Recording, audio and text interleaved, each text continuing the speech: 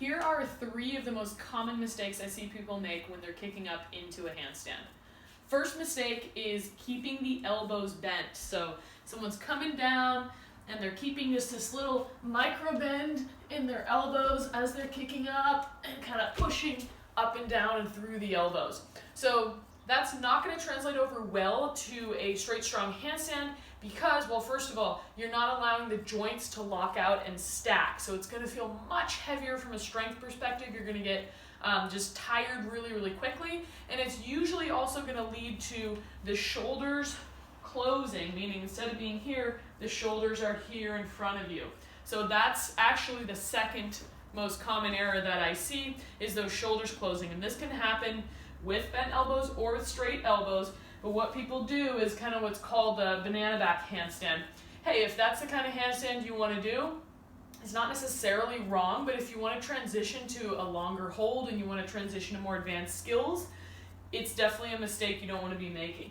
So people will kick up and they'll just kind of bend through or close their shoulders and kick their legs up and over. So now they're arching their back into this banana back handstand. So what I want to do, close my shoulders and have a strong straight line.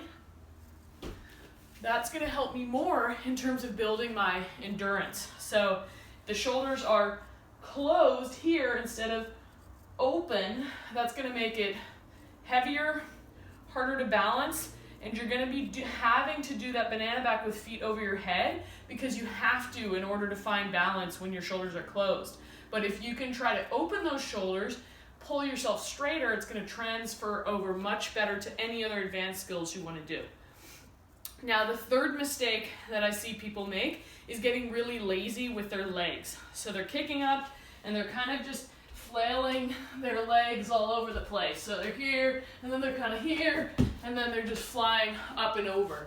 So if the legs are really lazy and you're not keeping tension in them, it's going to be harder to keep tension throughout your entire body. So try to be a little bit more strict with keeping the legs straight and pulling them together, or at least trying to control the movement that they're doing instead of just letting them flail around. So those are the 3 most common mistakes I see on handstand. Hopefully that helped you. And if you need any specific help with your handstand, let me know.